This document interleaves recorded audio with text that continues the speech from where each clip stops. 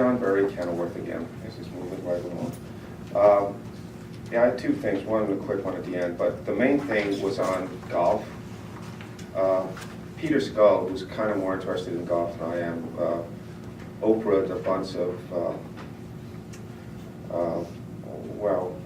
expense loss figures, revenue figures for the golf courses for the last 4 years, and I put them in a spreadsheet, and I think they're lying to you. You might be told they made $140,000 this year, and they lost $400,000 last year, and everybody's really happy and all. But I checked these numbers, and they're way off. The main thing is you really have to amortize what you built before. I mean, you built a driving range. You got to put something in there as an expense over the years. That's not in there. You gave $168,000 to Dakotas Fitzpatrick to get a liquor license and other stuff. There's nothing in there. I'm guessing because it's $1.4 million is just golf clubhouse operations that was given to Kemper. You can't really tell, but I didn't see anything for Dakotas. And the main thing is their fringe benefits were based on total salary last year, 28%, which is a ridiculous number. That barely covers health insurance. Not including the pension, but you've been using 28% for a while. They applied it to total salaries, including overtime in 2009, but in 2010, it was just base salary, which made the fringe benefits look smaller.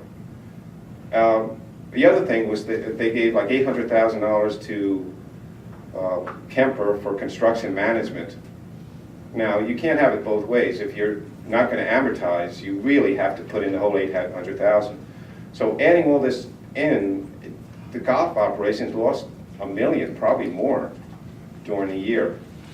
Just throwing a few things out here, you were expecting $610,000 from the driving range. It would turn out to be $310,000. Food and beverages was down like $150,000. I mean, the golf operation really is losing a ton of money since Oak Ridge. And getting back to Oak Ridge, I also got the 07, 08 comparisons here. I didn't have these before, and it was thanks to Peter Scull. But there were some major games played here. The main one being, well, first the Kids Recreation Trust Fund was a revenue item in 07, an expense item in 08, and that kind of threw things off, like $70,000.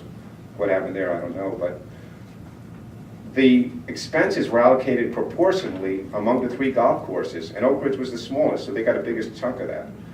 And it was $400,000 that was said that Oak Ridge lost, but there was an amazing number, $600,000 for utilities, just kind of thrown in there, and Oak Ridge got $200,000 of it.